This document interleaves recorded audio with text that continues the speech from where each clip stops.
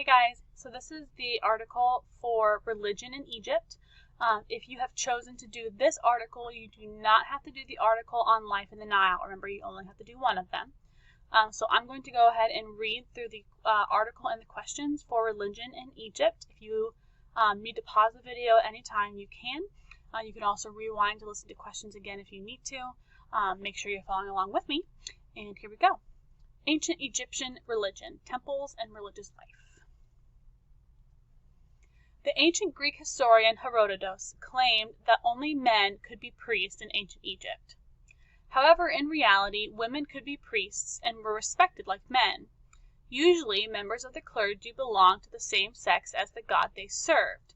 For example, Hathor was the goddess of love, beauty, and motherhood, and her priestesses were women. Priests and priestesses could marry, have children, own land and homes, and generally lived as everyone else.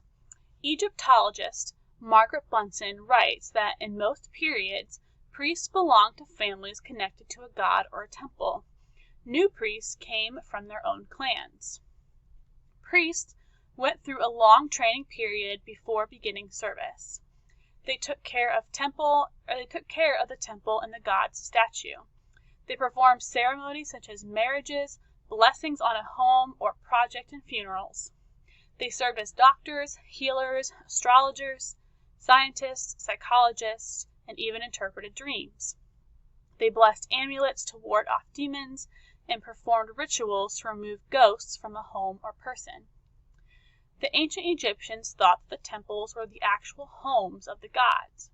Every morning, the head priest or priestess took a bath and dressed in clean white clothes and clean sandals. Then they would enter the temple and care for the statue of the god as they would care for a person. The doors were open to let in the morning light. The statue of the god was in the innermost sanctuary, or room, and was cleaned, dressed, and anointed with oil. Afterwards, the sanctuary doors were closed and locked. No one but the head priest was allowed to be so close to the god. Worshippers were only allowed in the outer areas of the temple. Egyptians were obsessed with life, not death. Priests did not use an official book or Bible in their ceremonies. The ideas were likely similar to those in the Egyptian Book of the Dead and other writings. Although the Book of the Dead is often called the Egyptian Bible, it was no such thing. The Book of the Dead is a collection of spells that tells the soul what to do in the afterlife. It reminds the soul of how it should act without a physical body or a material world. Many people think that Egypt was a culture obsessed with death. Actually, the Egyptians were wholly concerned with life. The Europeans are the ones who called it the Book of the Dead.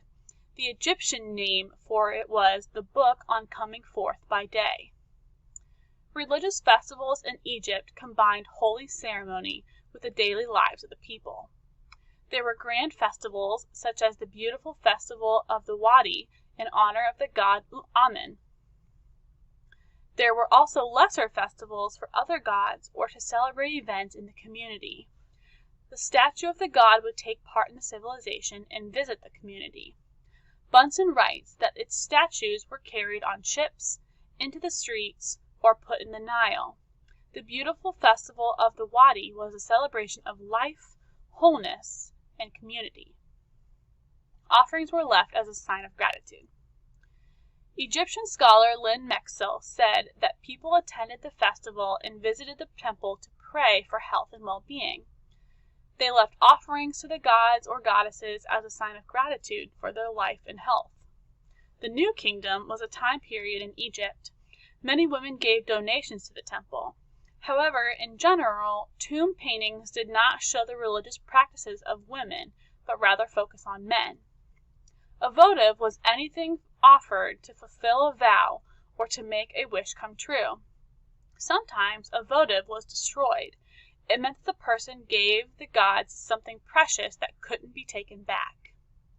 At these festivals, there was no difference between things that were holy and part of daily life. Families attended the festivals together. Teenagers and young couples did also. elderly people, the wealthy, the poor, the ruling class, and the slaves were all a part of the religious life of the community. Their religion and their daily lives were completely intertwined, and they recognized their individual lives were also. All right, moving on to the questions. I'm going to read them here. You can read them. You will do them on the Google form, but I'm going to read them here. So remember, you can pause the video anytime if you need to answer the question and move on. You can rewind anytime as well. Number 1, read the section, Egyptians were obsessed with life, not death. Select the sentence that suggests there is confusion about the purpose of the Book of the Dead. So which one suggests there's confusion about its purpose? A, the ideas were similar to those in the Egyptian Book of the Dead and other writings. B, although the Book of the Dead is called the Egyptian Bible, it was no such thing. C, the Book of the Dead is a collection of spells that tells the soul what to do in the afterlife. D, it reminds the soul of how to act without a physical body or a material world. Number 2, read the inference below. Priests and priestesses were some of the most important people in ancient Egypt. Which selection from the article provides the best support for the statement above? So which one best supports the statement? A, however, in reality, women could be priests and were respected like men. Usually, members of the clergy belonged to the same sex as the god they served. B, Egyptologist Margaret Bunsen writes that in most periods, priests belonged to families connected to a god or a temple. New priests came from their own clans. C, then they would enter the temple and care for the statue of the god as they would care for a person. The doors were opened to let in the morning light. Or D, no one but the head priest was allowed to be so close to the god. Worshippers were only allowed in the outer areas of the temple. Number 3, read the following sentence from the section, Offerings were left as a sign of gratitude. Their religion and their daily lives were completely intertwined, and they recognized their individual lives were also. Which of the following words, if it replaced intertwined in the sentence above, would change the meaning of the sentence? So you need to look at the word intertwined, look at these other options, and say, okay, which word would change the meaning of the sentence? A, linked. B, joined. C, connected. D, muddled. And here's my hint for that question. You're going to want to find the word that doesn't match the other three. So the other three of them kind of go together, and one of them is kind of the opposite. So that's my hint for you on that one. Number 4, read the sentence below from the introduction, paragraphs 1 through 3. Then fill in the blank. The statue of the god was in the innermost sanctuary or room, and was cleaned, dressed, and anointed with oil.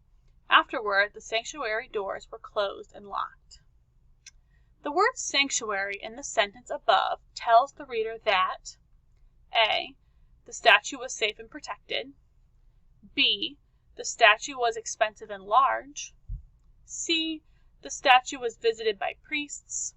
Or D, the statue was treated like a person. Remember, you can rewind this video to listen to any questions again.